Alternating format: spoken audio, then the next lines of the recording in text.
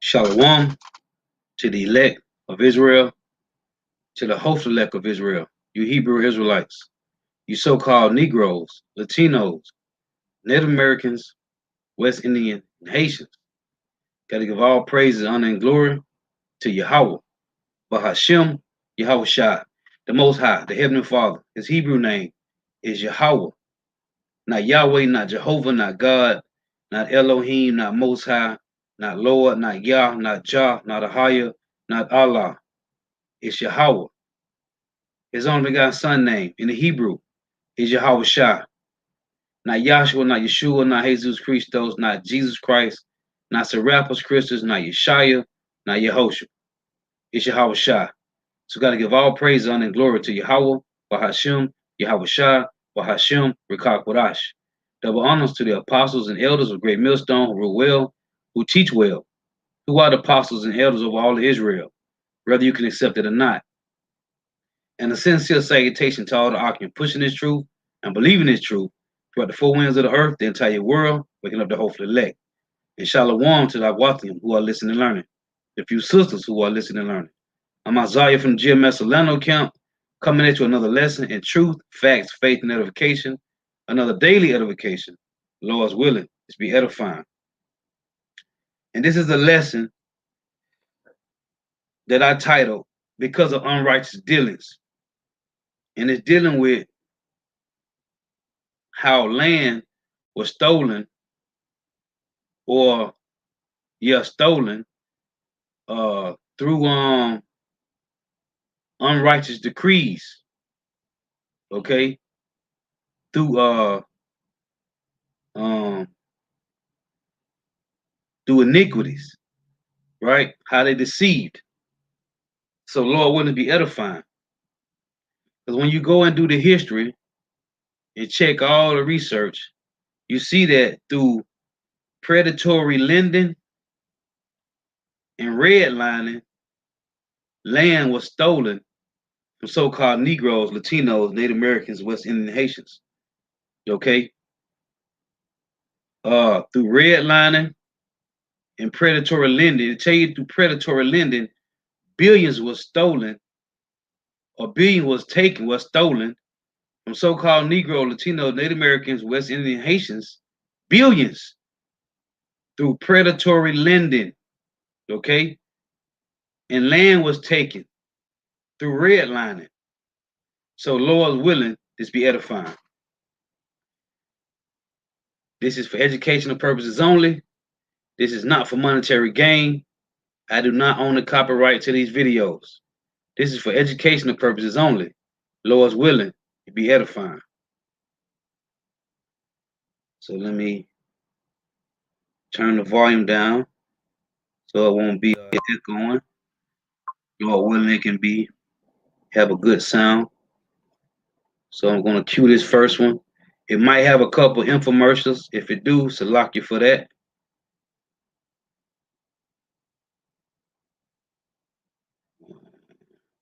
Let's play that. I got two clips I'm going to play, two videos I'm going to play. Lord's willing to be edifying. So this is the first one. So like I said, through redlining, lands was stolen and billions stolen from so-called Negro, Latino, Native Americans, West Indian, and Haitians through predatory lending. So let's get this.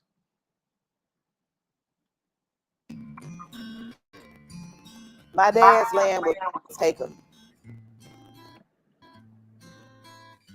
And that's how I see it. Over the course of the entire 20th century, we know that black farmers have lost about 12 million acres of land. We are just being forced out. They kind of forced us out. These cases of dispossession can only be called that.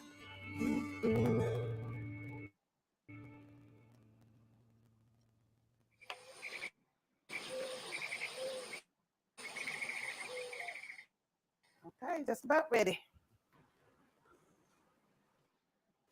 Mount Bayou is an historic all-black town, formed many years in the 1800s by two former slaves.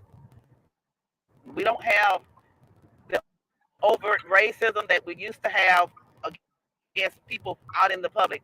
Now we deal with it with employment, economics, banks. You, we still deal with it, and until we overcome all of that, the Delta will forever struggle. Is my belief.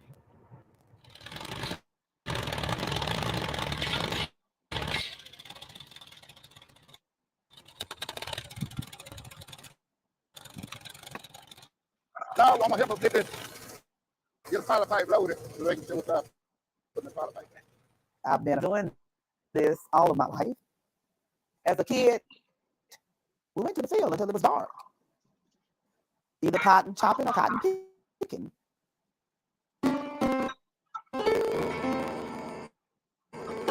The Mississippi Delta is this area between these rivers, and Now I'm from Mississippi, and I'm from the Delta.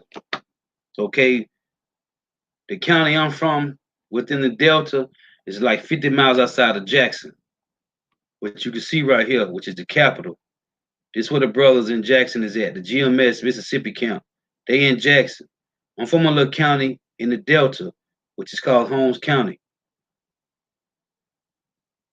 This is how it was, and this is how it still is in 2020, November the 19th, the year of prophecy.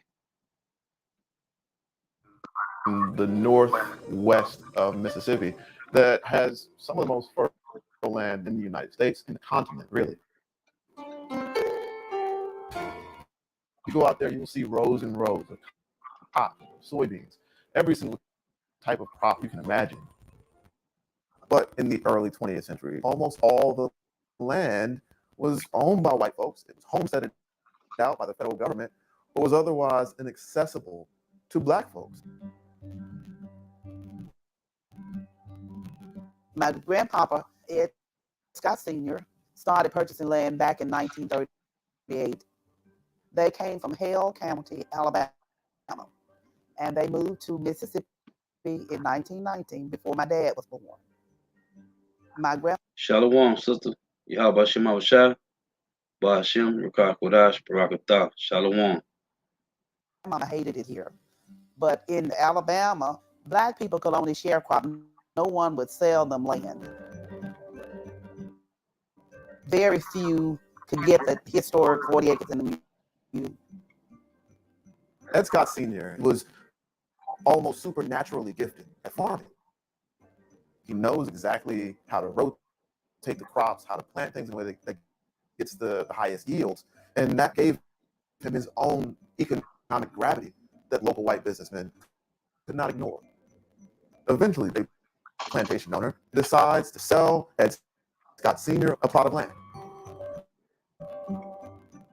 When he passed in 1957, the family had acquired acres and acres of land. Ed Scott's son, Ed Scott Jr., takes over the farm. He is part of the generation of men that goes off to war during World War II. And when the generation of black men comes back, their white peers are granted so many free things from the GI Bill. They get free education. Lots of them get free homes. They get things they can pass on to their children. But the black men among that number are denied many of those opportunities. How we become doctors. It's a lot. State-of-the-art labs. Infomercial. Hands-on practice. More hands.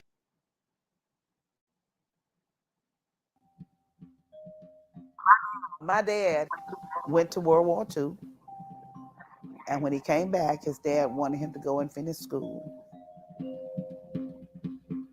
But farming is in his blood.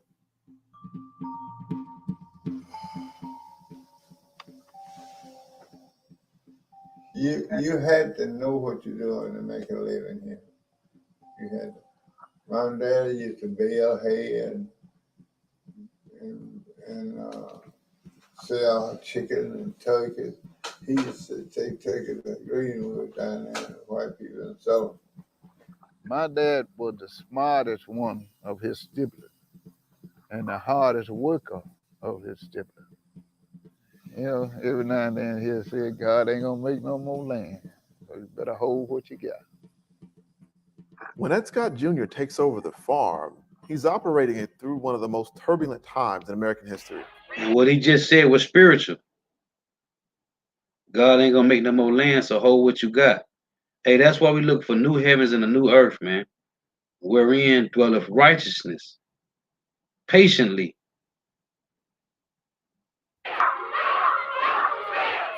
1953, the first bus boycotts.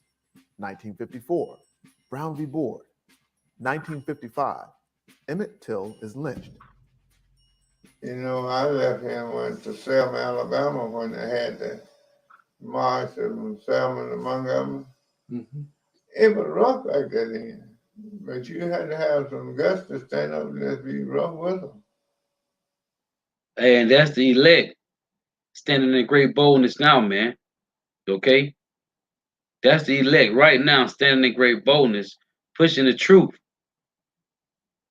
Letting you so-called Negro, Latino, Native Americans, West Indian Haitians know, hey, turn back to Yahweh Shem Shah before the evil days come. Standing in great boldness. When he owned his land, he actually had 57 families who lived on his land and worked with him. And it was like a community. Whatever we needed was on our farm. We would put up peaches, we would put up peas and butter beans, and everybody got their share to carry them across the winter. It was like a utopia. Modern farming requires debt in order to grow your crops, in order to collect a harvest. Over the past 100 years, the federal government has become more and more of a player in providing the credit to those farmers. Much of the administration of this federal money was done by locally elected committees. And what do we know about voting in the South at that time? We know Black people could not vote. The people who ended up controlling all that were the great-grandchildren of the plantation owners. And why would they ever give a Black farmer money to start his own farm? And so between 1950 and 1969, Black farmers lose something on the order of 6 million acres of land across the country. But the Scots were able to hold on to most of their land until the farm crisis of the 1970s and 1980s. Rising fuel costs, increasing cost of production, new taxes. These changes will have a significant impact on the well-being of family farmers. Federal legislators are slashing farm programs to pay for the deficit. As farming in America collapses in the 70s and 80s, there's a lifeline in the Mississippi Delta: catfish. The federal government, they pour a whole bunch of money into taking these poor white farmers who are struggling, getting them into catfish. The people who are left out of that are the Black farmers. Ed Scott Jr. sees what's happening. He sees catfish as a way out. He converts most of his farms into 8 giant catfish ponds with no help from the federal government. He digs them himself. Wow. He built the very first catfish plant owned and operated by an African American in the United States. And it becomes this inspirational story across the South of a Black person who has literally beat all the odds to create something new.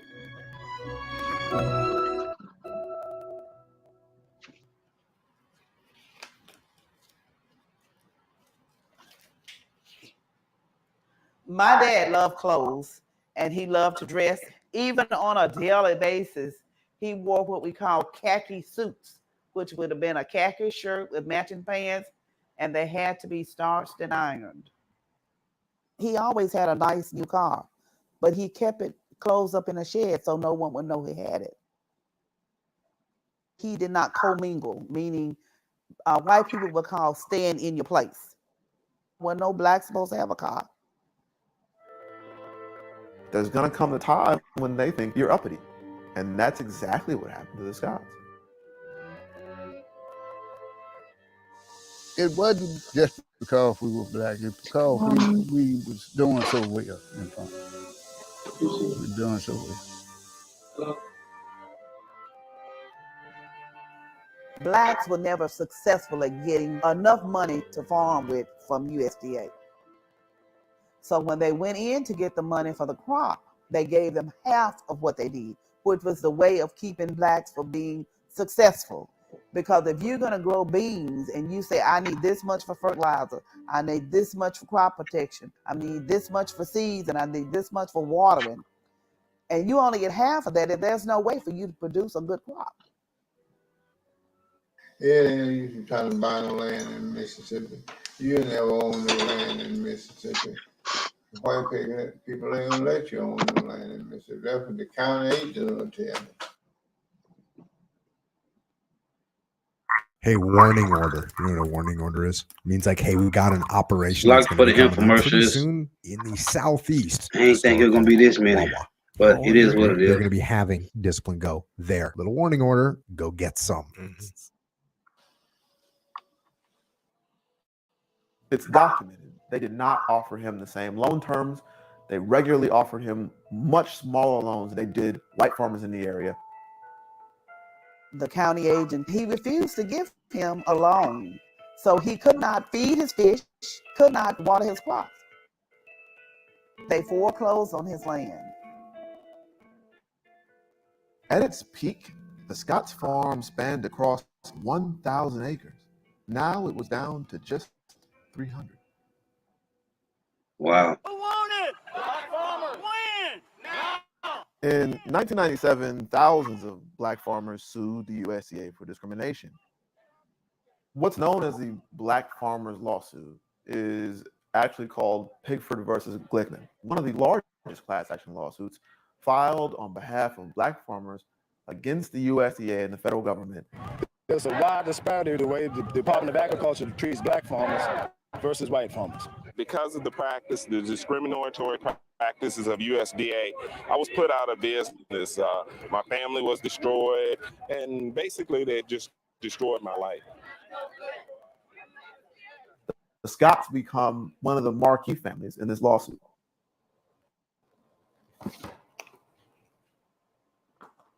Okay, this is just where we were working on the lawsuit, and I had to go back and show where my daddy had taken out promissory notes with USDA as the backer. I tried to keep everything I could. Now, the government, the U.S. Department of Agriculture in this case, admits they discriminated against black farmers, unfairly denying them federal loans, for instance. I'm very pleased that the judge approved the settlement so that we can begin to process these cases and black farmers can begin to receive their long overdue settlements. The federal government paid out just north of $2 billion, and upwards of 70,000 successful claims were made by black farmers in the South. The Scots, $2 billion they paid out, which is nothing, man. Because that's easily, they took, that man had 1,000 acres of land. He was down to 300. All these black farmers, man, 2 billion, they lost billions in land and crop. Because when real wealth is land and cattle. And Jake had that. But you got to understand, we're in captivity. If you don't trust in Yahweh, Bahashim Habashah, if you don't put, hey, the Lord say, seek the kingdom of heaven first, and everything else will be added unto you. So you ain't gonna prosper unless Yahweh Bahashim Habashah is in your corner. Period. received one of the largest settlements out of this lawsuit because, unlike lots of people, they had the documents to show exactly the ways in which the federal government discriminated against them. Most farmers were lucky to get $20,000. Wow. Do you feel comfortable saying how much you guys got from USDA? I'll give you exact figure later, but it was like a little over $7 million. He was blind, but we made sure that he signed the documents to buy his land back, and he presented the check to the same man who was instrumental in taking his land. You see how crazy that is? This man had over 1,000 acres of land. They took his land. They paid him and the other black farmers, so-called Negro farmers, and they had to buy their own land back, man. Who are we dealing with? We're dealing with the wicked of the Bible. That's cold. He was still in office. But it's all the spirit of Yahweh Bashim Shah. It took the Scott family nearly 30 years, a space of a generation, to buy their land. Wow. Land hunger, as W.E.B. Du Bois describes it, is this almost mystical drive to seek and to own something in this United States among people who were once property themselves.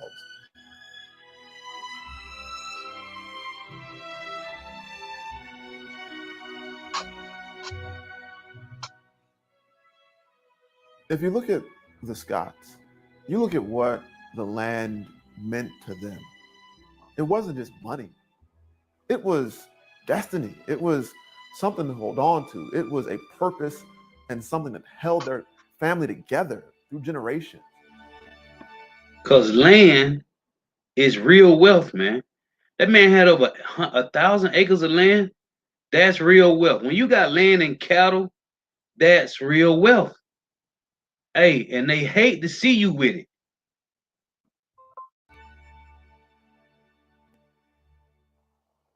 It grieves me that we were denied a history, and that's how I see it. And I'm gonna try not to cry.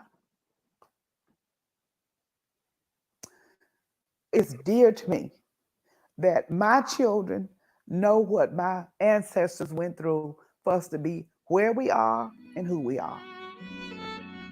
And Jake seeing this and knowing all this, they refuse to return, man.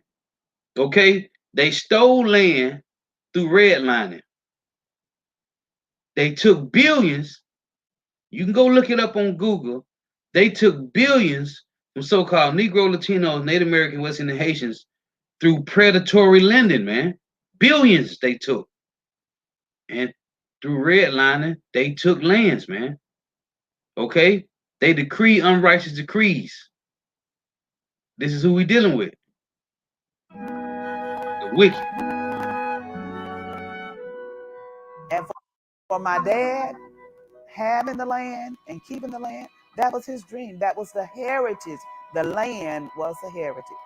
Hey, and the scriptures say that. The land is a heritage, man. That's why the Lord gave us the land of Israel, man. The ancient Canaan land, Jerusalem, which is the mother of the Hebrew Israelites. Now I got another clip. Let me come back to me so I can get rid of that. Hey, through decrees, man, through unrighteous decrees, they took land from so-called Negro, Latino, Native Americans, West Indian, and Haitians.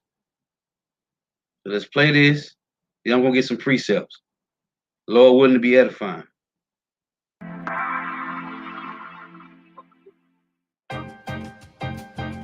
There are a lot of great $600,000, $1 million, $2 million homes. Your biggest decision is, do I want to go to the beach or the pool, and what am I going to grill for dinner?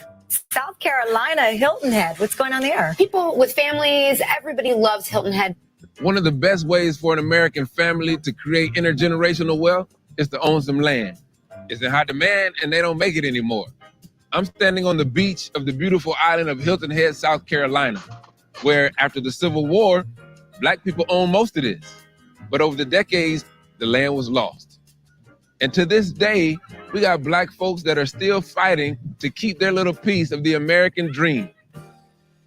By 1910, African Americans owned around 16 million acres of land, much of it acquired through purchases and homesteading. But after years of violence, intimidation, and legal trickery, most of it was taken. Texas A&M law professor Thomas Mitchell has been tracking that loss for 2 decades.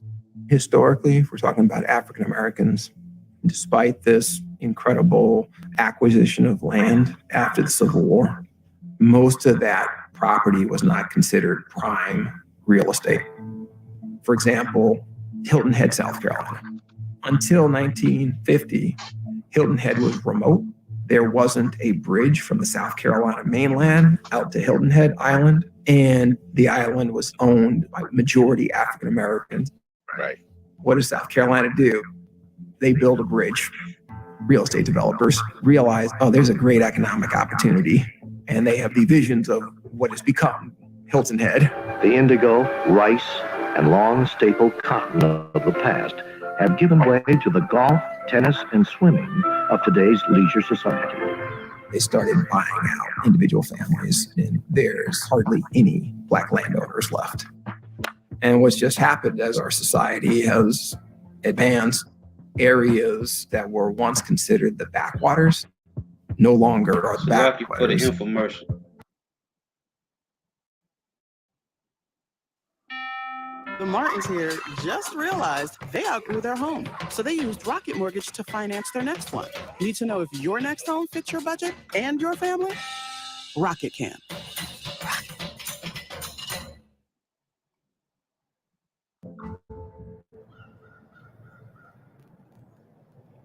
We're on a mission right now to get this tangerine. The vulnerability of Black land isn't limited to the coastlines. It's widespread throughout the United States, even in my hometown of Tallahassee. Sandra Thompson learned just how hard it can be to maintain possession of land that developers want to get their hands on. I remember growing up in Tallahassee. This was the sticks. I went to school with people that lived out here. We'd be like, you live in the boonies, in the boondocks. It's actually now zoned urban fringe. Urban fringe. Urban fringe. People try to buy it. All the time. Sandra's family were sharecroppers on this land. Her grandparents bought it in 1946 using money their son made serving in the military. But their will didn't clearly identify a single person who would inherit and manage the property. When my grandmother passed away, it was left equally to her descendants. So that essentially created heirs property. Heirs property. On the most basic level, what is it? Heirs property is communal type property where your ancestors would have purchased the land, and once they passed away, it transfers to the next generation and then their descendants. It's fractional ownership, a property that could be owned by 200 people. Any one of those heirs could sell their percentage. That new owner can go to the court and say, well, we can't agree on how to manage this land. And force the rest of the folk to sell it even if they don't want to? Yes. And so it was essential for us to move it out of heirs property status. And that process costs from probate to title clearing close to about $10,000. Wait, so you own the land, but then you had to pay $10,000 to own the land again? Exactly. Because of the cost. A lot of families don't clear title to their property. And so then it keeps them in a vulnerable economic risk position. African Americans disproportionately own heirs property that every lawyer who was knowledgeable about this ownership form would tell them, run away. Do not ever own it under this structure. And so you're having a population sitting in this very vulnerable way, and oftentimes in a way that they don't understand how the law operates, sometimes until a lawsuit is filed. Land been in our family for at least 125 years. Started with my great-grandfather. The land is for me, a lot of memories, part of my roots. I was proud of the name Lewis. We worked to have something. And I guess, say we lost it. The Lewis family owned 480 acres of land and a homestead in northern Louisiana. Because the land was heirs' property, several distant family members were able to sell their share of it to a local timber developer named James Tuggle. Tuggle forced the sale of the land that happened last year. My great-great-grandfather raised 13 kids where that house sits. I mean, there are so many heirs tied into the Lewis properties. It'll make your head spin. Hey, Shalom to you sisters on the comment board. Yahweh Shem Shah, Bashem Krakadas, Barakatham. Shalom. Taxes were always paid on time. We were under the impression that could no one person from the family just up and sell any part of the property without anyone being notified. Do you all know the relatives that sold their part? I've only seen one once. You in New York, wherever, going on with your life, you don't really know nothing about this little country spot right here. You don't know nothing about this here. As part of the legal process, the forced sale of heirs' property has to be publicly announced. In the Lewis's situation, a local newspaper posted a notice in the weeks leading up to the auction. This is a small town. Okay, this is not like the Washington Post or New York Journal or whatever, you know. There's no paper out here in the country that's being delivered to the doorstep. You know, ain't nobody riding no bicycle throwing no paper on the front porch down here. So walk in and just do a family like that. I don't understand that. My mama keep the insurance on this house. She keep a roof on this house. She keep these bills paid on this house. You know, my thing is, your house has been here for years.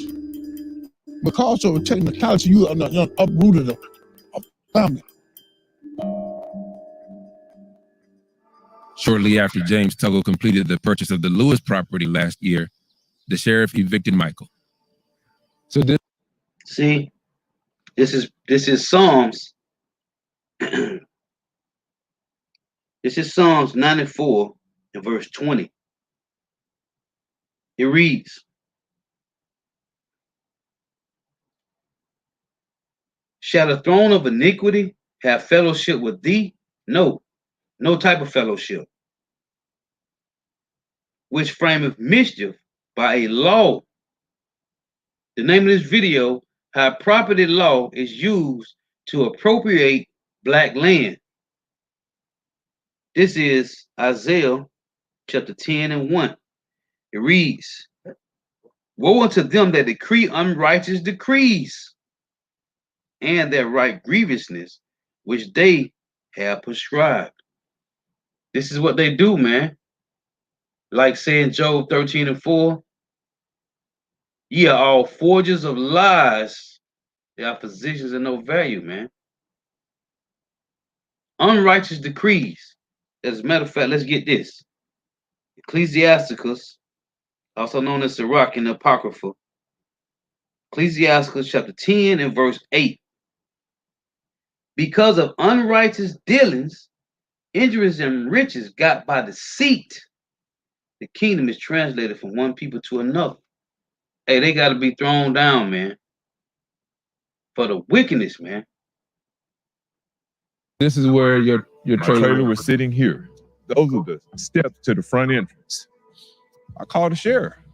Well, it's his property. He can do with what he wants. The sheriff saying that Tuggle could do what he wants. He can do what he wants. It's his property.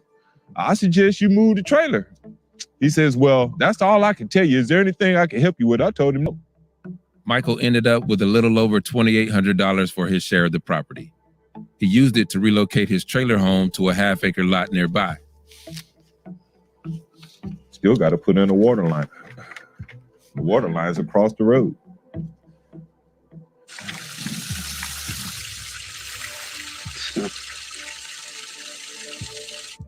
Wow. I could be angry to the point that I want to do something to somebody. I mean, you're talking about 129 years of family heritage. Michael invited us in to see the documents from the local district court that informed them their land was being targeted for sale. This is a petition that came to us via the sheriff department. This is the very first document that we received.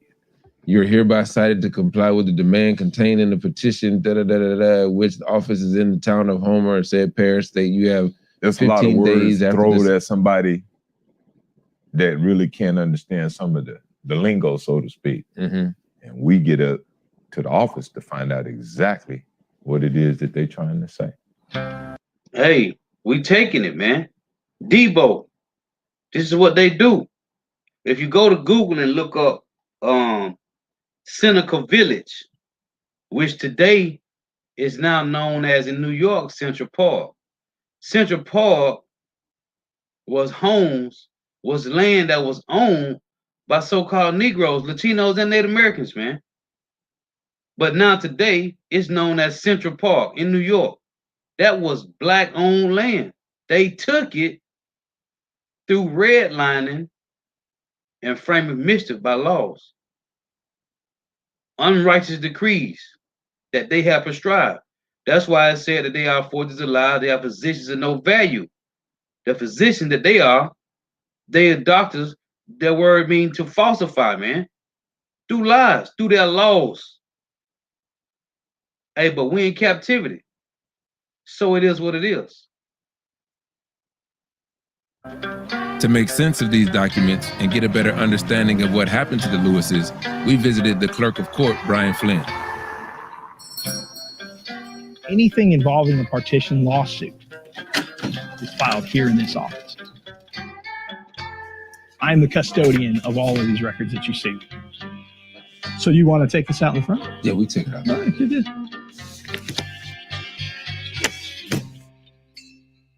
When it comes to developers, what's the mechanism that they use to track down family members? Okay, they'll come into this office, and then generally you know the piece of property that you're looking for. This is Ecclesiasticus chapter 10 and verse 10. The physician cutteth off a long disease. Who is the physician? Yahushua. Ecclesiasticus chapter 10 verse 10. The physician cutteth off a long disease, and he that is today a king, tomorrow shall die. Let's get a precept to that, so you can know who the physician is. This is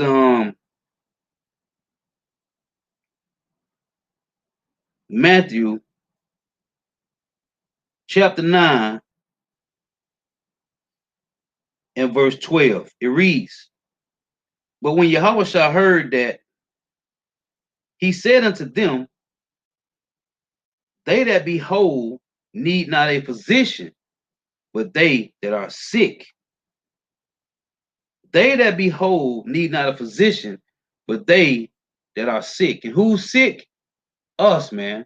So-called Negro, Latino, Native Americans, West Indian, and Haitians. Yahushua is our physician. This is John chapter 10 and verse 10. It reads, the thief cometh not but for to steal and to kill and to destroy. I am come that they may have life and that they may have it more abundantly. He's talking about Hebrew Israelites, you so-called Negro, Latino, Native Americans, West Indian, and Haitians. Hey, he's coming that we may have life and more abundantly, man. Because these devils have destroyed us through predatory lending and redlining, man. Gentrification. You know, whether that is because it's got some timber on it or something of that nature. Then what you do is you can look at the tax assessor's office, and the tax assessor's office will give you just a visual plat, a hand-drawn plat of how the property went from one person to the next person to the next person. And that's how they'll initially find out who owns the property. So what happened with the Lewis? The Lewises are a family that is spread out across the United States. So James Terry Tuggle buys into that property.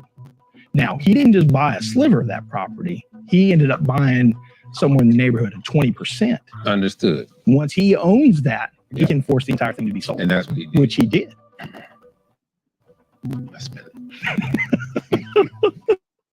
Over the course of a decade, Tuggle, a timber developer in town, bought the shares of more than 20 people connected to the Lewis property, most of them from out of state.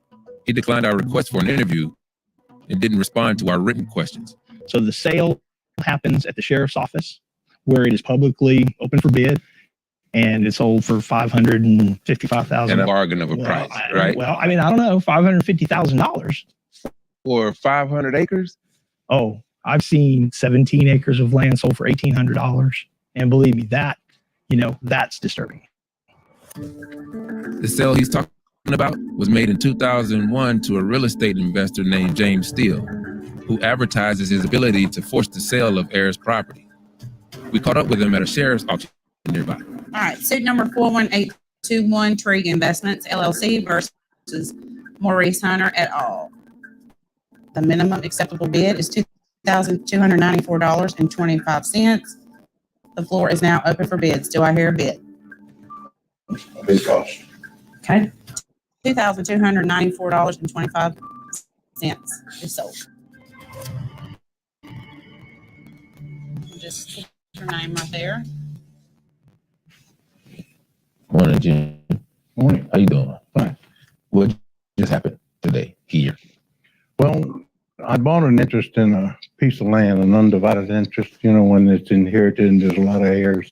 I owned 24 acres out of the 52. Before the day you did? Yeah. And now you came and purchased the rest. How much have you paid in total for 52 acres? I would have to add that up because don't get me wrong, I do a lot of these and I can't keep them all in my head. How does heirs property fit into your overall business model? To be truthful with it, it's probably 90% of my business model. Even going back to the Civil War, we're doing some of the people in the Civil War had it. I mean, they were slaves and had it. And I've had other landowners come to me and say, well, would you file a lawsuit for me and do this? Because I don't want to be the bad guy. You be bad guy because you already been the bad guy. You did it all. So I'll be the bad guy. Recognize the way you're doing is perceived. You look at me as no, I don't know. No, I'm saying. You see, the wicked are estranged from the womb, man. This is what they do.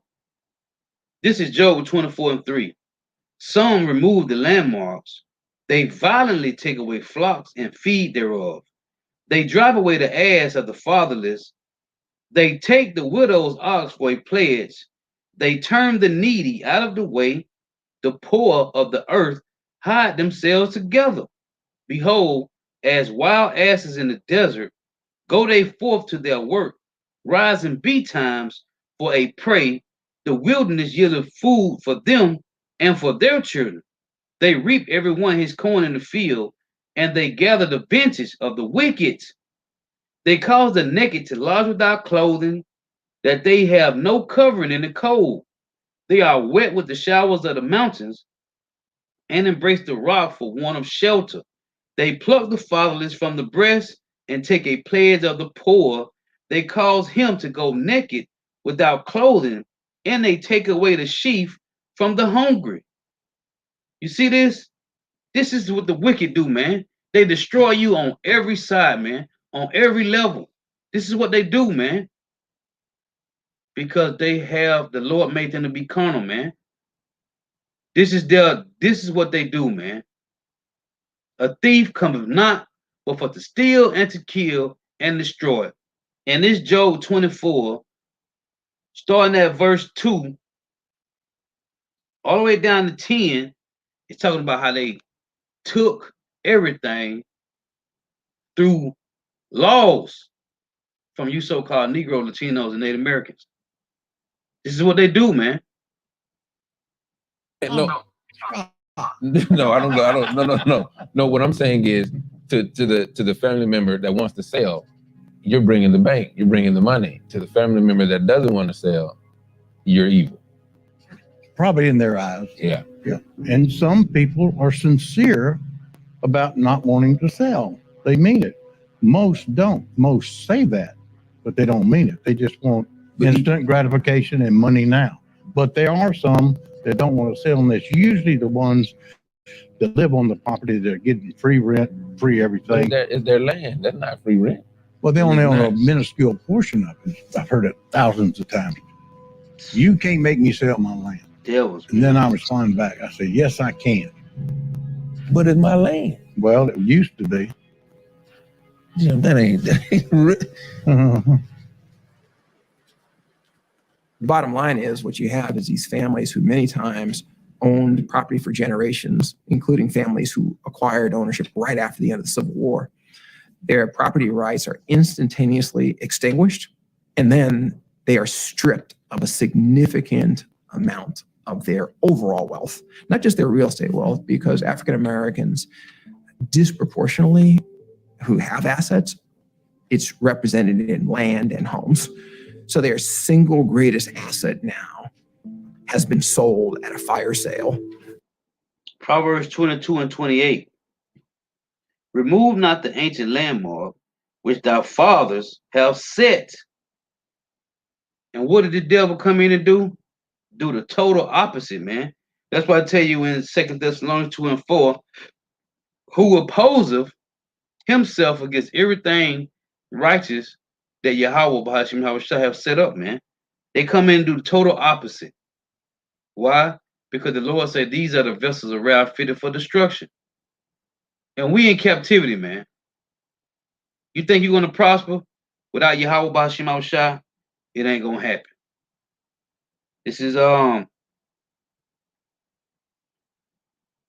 Proverbs 23 and 10. Remove not the old landmark and enter not into the fields of the fatherless. And this is what they did, man. They have generational wealth, man.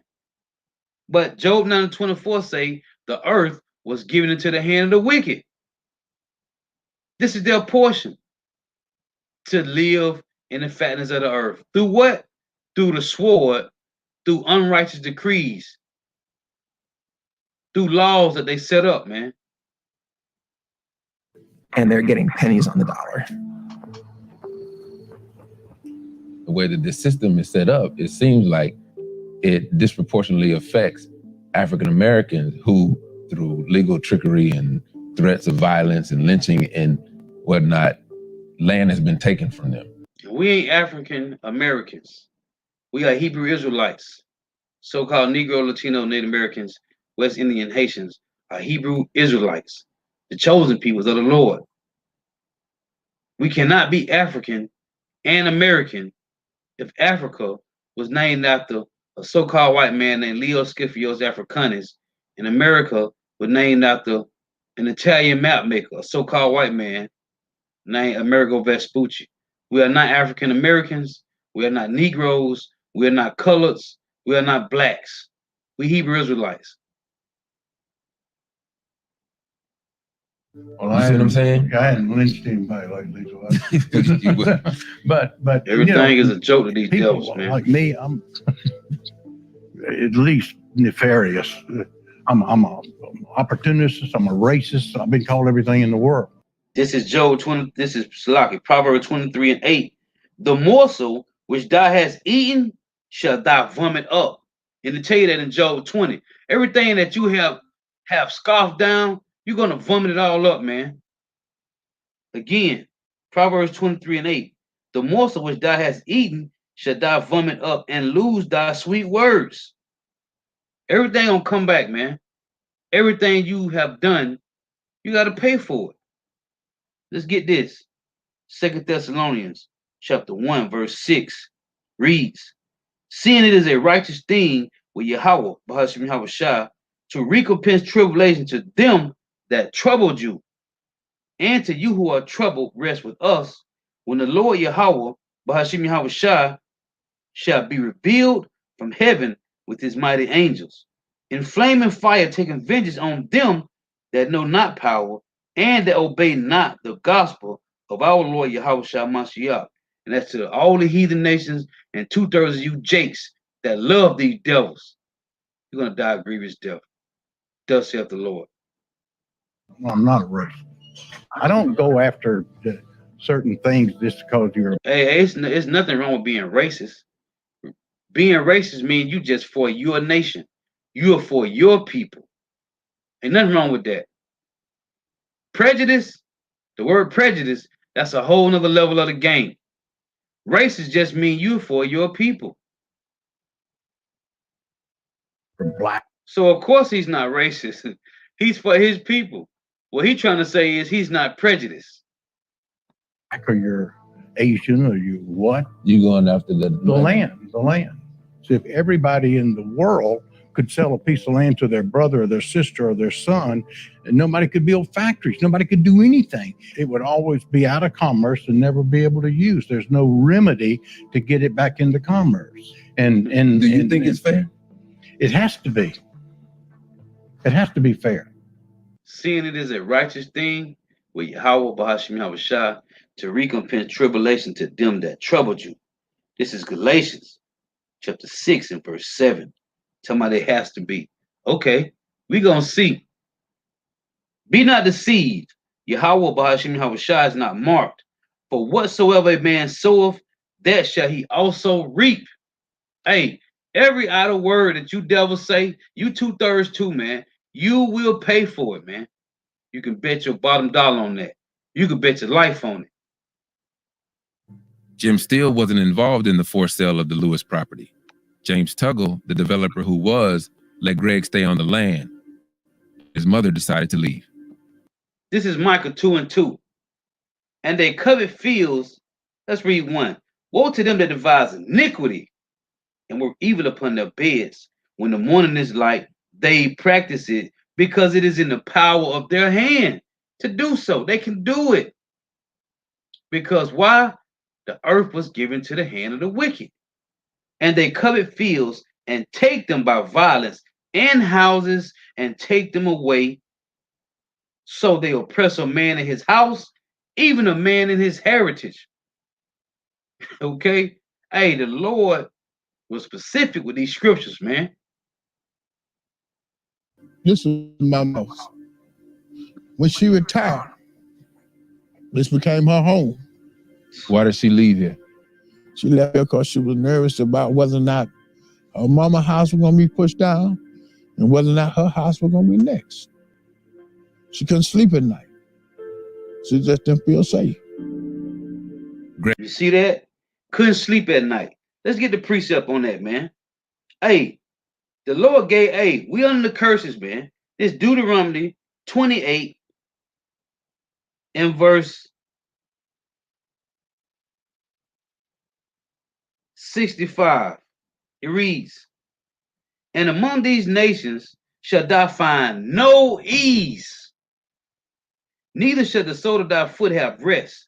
But the Lord, Yahweh, Bahashim Yahushua, shall give thee there, well, Babylon the Great, and around the world, a trembling heart, and failing of eyes, and sorrow of mind. No, verse 66, and thy life shall hang in doubt before thee, and thou shalt fear day and night. What he just said, his mama couldn't sleep at night, not knowing if her house was going to get mowed down, man, and her land taken. And thy life shall hang in doubt before thee, and thou shalt fear day and night, and shall have no assurance of thy life. In the morning thou shalt say, would God it were evening. In at evening thou shalt say, would God it were morning, for the fear of thy heart, wherewith thou shalt fear, and for the sight of thy eyes, which thou shalt see. No assurance, man. We are under the curses, man. Greg's mother, Miss Trudy Stanley, and other members of the Lewis family tried to formalize their ownership when they found out it was being targeted for sale. Mr. Tuggle was years ahead of them in the process and outbid them during last year's auction. Shortly after that, Miss Stanley moved in with their daughter in Washington, D.C. Why do they outbid them? Because they have generational wealth and we don't. The earth was given to the hand of the wicked. So it's understandable when you come into the truth and you understand the mind of the Lord, man. Okay? He left us the blueprint of how things are going to be because we were disobedient. This is the blueprint. This is what happened when you disobey your power. The only true power of the entire planet, man. Yahweh. Bahashim Yahushua. He gave us the law, statutes, and commandments. We break them, so he broke us. It's painful to realize that I don't have it anymore. It's not right. I didn't say I'm not part of the family. It wasn't ours to begin with, man. Job 9:24 said the earth was given into the hand of the wicked. When you read Genesis 27, it tell you they should have the fatness of the earth, man, of the dew of heaven, and by the sword should thy live. Okay? As a matter of fact, when you read Psalms 64, it reads this. Hey, these devils is crafty, man. This is Psalm 64 and verse, let's read 1. Hear my voice, O power, in my prayer. Preserve my life from fear of the enemy. Hide me from the secret counsel of the wicked, from the insurrection of the workers of iniquity, who whet their tongue like a sword, right? Who whet their tongue like a sword. They pass laws, man, to take your stuff. That's what redlining is about. Gentrification, man. They take it through laws. Who whet their tongue like a sword and bend their bows to shoot their arrows, even bitter words, that they may shoot in secret at the perfect. Suddenly do they shoot at him and fear not. They encourage themselves in an evil matter. They commune of land snares. Privately they say, who shall see them? Hey, Proverbs 15:3, the Lord say, the eyes of the Lord are upon the wicked, man, and everything that they do. So they got to pay. It's verse 6. They search out iniquities. They accomplish a diligent search, both the inward thought of every one of them, and the heart is deep, man. This is how they took you down, through wetting their tongue like a sword, creating laws, writing grievousness which they have prescribed, man. Woe unto him that decree unrighteous decrees. This is what they do. Okay? Proverbs, Ecclesiastes 10:8, man. Through unrighteous dealings, injuries and riches gotten by deceit. This is who we dealing with. The Job 9:24s, man. Only somebody else came, sold that part, so they affect the whole family. Right. We didn't know the law, so we could protect it. So we lost it. When one person in the family sells some land, that's how Esau get in there and take the rest of it, man. Hey, they crafted, man. Right? When you go to Ephesians chapter 6, right? Let's read this. It say Ephesians 6 and verse to read the point. Verse 16. It say, above all, take the shield of faith, wherewith you shall be able to quench all the fiery darts of the wicked. Right? It's another one I wanted. Right here. Ephesians 6:11. Put on the whole armor of power, that ye may be able to stand against the wiles of the devil. When you go to that word wiles, man, let's get that. Let's get the word wiles in the blue letter. Read that real quick.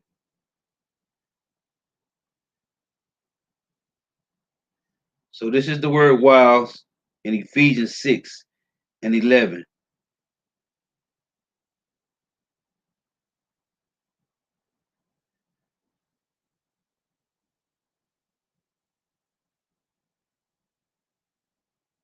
Salakia. Let's play this. G3180. Strong's G3180. Methodiah. Right. It's a cunning arts, deceit, craft, trickery, lie in wait. This is what they do. Trickery, man. So let's get this. This is Psalms chapter 10. I'm going to start at verse 7. It reads, his mouth is full of cursing and deceit and fraud. Under his tongue is mischief and vanity. He sitteth in the lurking places of the villages, in the secret places doeth he murder the innocent. His eyes are privily set against the poor to take what they got. He lieth in wait as a lion in his den. He lieth in wait to catch the poor. He doeth catch the poor when he draweth him into his nets. He croucheth and humble himself that the poor may fall by his strong ones. This is who we dealing with, man. Cunning arts, crafty, conniving, trickery. Like that. Every year, we paid the taxes. We didn't just leave it alone to forget it. We took our resource and made sure we got the taxes paid. Everything, that's what we did. Why do you think your grandfather didn't make a will? Well, I don't think back then that day they was thinking about making a will. But my grandparents prepared for what he knew at the time and what he had to do at the time. Prepare for my family. So I know it's different. Because she needs a will. Because there was going to be chaos in their families. How important was the land to you? 420 acres of land. It means a lot. And to lose it, you had no defense, you know what to do, you lost it. That was devastating. It still is. It will ever forever be that way. Because that's a law. Part of the reason we have in the African American community such a high incidence of heirs property is that when African Americans moved from the status of being property themselves to after the Civil War, being able to become landowners, right? Hardly any of these families were able to structure the ownership in a way that would be stable because most African American families had no access to attorneys. And there's studies in various southern states that show that it's somewhere between 10 and 40% of all property African Americans own is heirs property, because a huge percentage of these families don't have wills or estate plans. And what they know is their property transfers to their heirs. There's a huge racial will making or estate planning gap. Average white family has 10 times the assets of the average black family. Real estate developers or speculators or investors, they know that. And so what they do is they give a lowball price because they know that the family can't even compete against the lowball price. According to United States Forest Service research, there's around $28 billion worth of heirs property in the South. And that's a conservative estimate. Thomas Mitchell drafted legislation designed to help families hold on to theirs. So far, it's passed in 16 states. So the first provision is if somebody files one of these lawsuits and requests a court to order the forced sale of the property, what the other owners are then entitled to is to buy out the person who asked for the forced sale. There had been this narrative that black landowners were inevitably going to be extinct by about now. I was like, why are we going to sit back and watch more and more property and land and homes go, and then on the back end call for reparations, as opposed to trying to stabilize the ownership so that it's not dissipated 20 or 30 years from now. My family homesteaded these properties.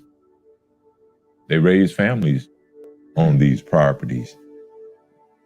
Mr. Tuggle, he ain't gonna build nothing on it. It's all for the timber. All for the timber. Far as you can see on all these hills, this is fresh cut. I mean, right after he purchased, he went to cutting. It was in the family for 125 years. All of this. All of this.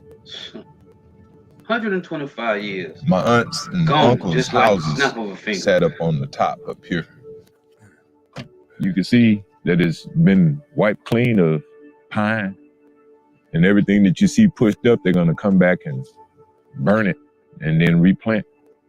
This is important that you stick together. You keep your interests together. You hold tight to your interests. And if you plan on doing anything with your interests, make sure you do it in the family. Keep it in the family. That's where we fell short.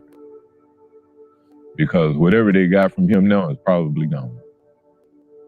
Just like everything else.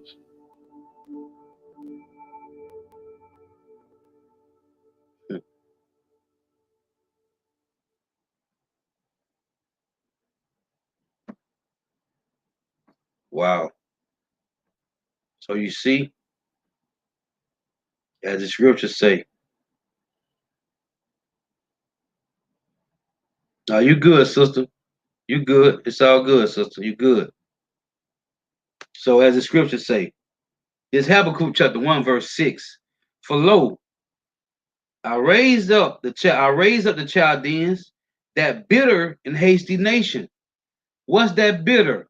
America. That's what America means. Bitter. Habakkuk 1 and 6. For lo, I raise up the Chaldeans, that bitter and hasty nation, which shall march through the breadth of the land to possess the dwelling places that are not theirs. They are terrible and dreadful. Their judgment and their dignity shall proceed of themselves, man. Okay, that bitter and hasty nation, the Lord say he raised them up. They the sword of the Lord. So at the end of the day, the Lord had this to happen. You know why? Because when Jake gets something, they get too comfortable, man. The Lord don't want you to be comfortable in captivity. This is judgment. It's a punishment. We was not made to be comfortable here in Babylon the Great, man. Now, the scripture tell you when you read in Proverbs chapter 3 and Proverbs chapter 4 that this truth, when you get the truth, you will not stumble. When you walk, as a matter of fact, let's read that real quick. This is Proverbs chapter 3 and verse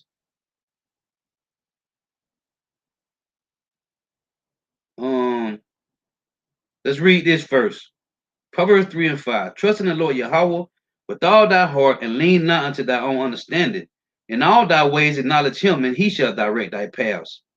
Be not wise in thy own eyes. Fear the Lord Yahweh, and depart from evil. It shall be health to thy navel, and marrow to thy bones.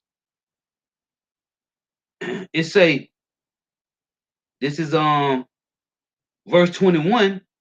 My son, let not them depart from thy eyes. Keep sound wisdom and discretion. So shall they be life unto thy soul, and grace to thy neck. Then shalt thou walk in thy way safely, and thy foot shall not stumble. When thou layest down, thou shalt not be afraid. Yea, thou shalt lay down, and thy sleep shall be sweet. Right? This is Proverbs chapter 4 and verse 10. Hear my son, and receive my sayings, and the years of thy life shall be many. I have taught thee in the way of wisdom. I have led thee in right paths. When thou goest, when thou goest, thy steps shall not be straitened, and when thou runnest, thou shalt not stumble. So, Lord telling you, hey, if you come in the ways of Yahweh Shema Shah, you're going to be good. So when you get too comfortable here in Babylon the Great, the Lord have to remove them things from you, man. Okay? That's just how it is, man. Man goings are of the Lord. So back in Habakkuk one more time, Habakkuk 1 and 6. For lo, I raise up the Chaldeans, that bitter and hasty nation, which shall march through the breadth of the land to possess the dwelling places that are not theirs. The same way the Lord put a spirit on them to take us down in 70 AD, and we in a country that we had knew not on the other side of the world, that's why they still possessing our land today. The Lord put the spirit on them to do so. Why? Because of disobedience. That it said they are terrible and dreadful. Their judgment and their dignity shall proceed of themselves. This is Psalms 49:11. It reads, their inward thoughts is that their houses shall continue forever, and their dwelling places to all generation. They call their lands after their own names. This is who we dealing with. Who the Lord said to be the sword of the earth.